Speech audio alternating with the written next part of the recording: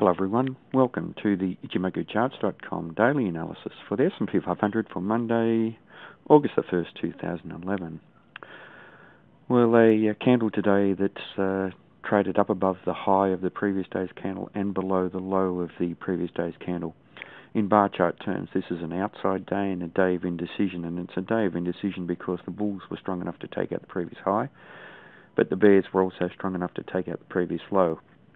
So we have a very strong battle going on between the bulls and the bears on the trading day, and both sides are trying to take control of this market.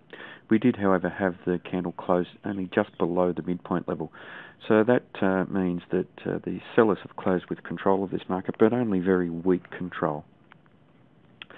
Now, as we can see, as the market traded down below the previous low, we found support down around the 1275 level, which was an area that we marked as a previous support and resistance level. The market to the upside also found resistance up above the 1300 level and within the cloud. So we can see that the cloud is holding as an area of resistance. And this area that we highlighted previously, this yellow region where there was a lot of downside price rejection, is an area where the market has been finding previous support and now finding resistance.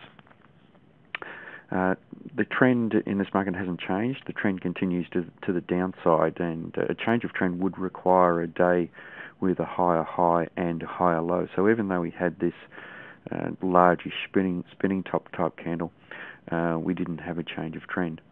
In Ichimoku charts terms, the market is negative, and we've had a breakout down below the bottom of the cloud, and in big picture terms, a bearish market.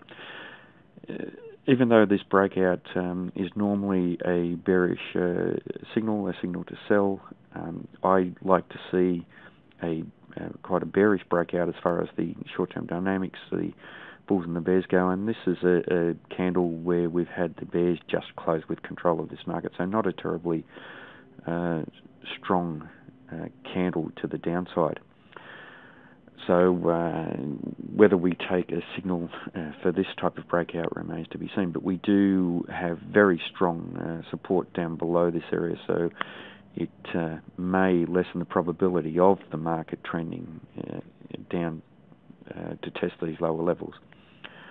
In terms of the Kijun-sen and Tenkan-sen, the market is trading down below the Kijun-sen and Tenkan-sen, so that is bearish in the medium-term and fast-term time frames. And if we look at the Tenkan-sen, the green line, that's pointing down quite sharply, reflecting this strong downside momentum that we've had in the market over the last week or so. Now, as we've suggested, lower levels, we have very strong support. The next level below 1275, which is very important for this market for the next day's trading, is 1265. We have a swing low down at 1258, and then a major level down around 1246. So some very good solid support down below.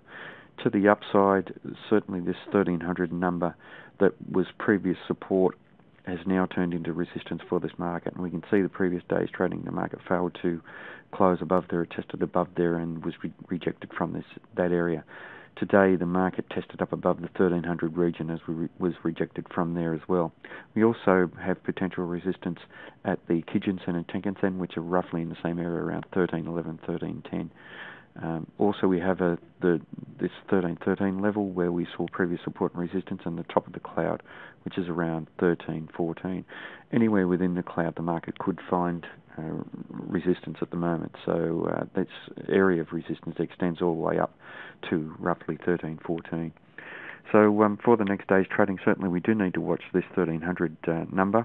That's a very important level of resistance now for this market, but certainly 1275, if we do test below there, 1265 is a very strong area which was tested on quite a few occasions previously, and we saw the market rally a couple of times and then rally quite strongly from that level, so 1265 is crucial to this market.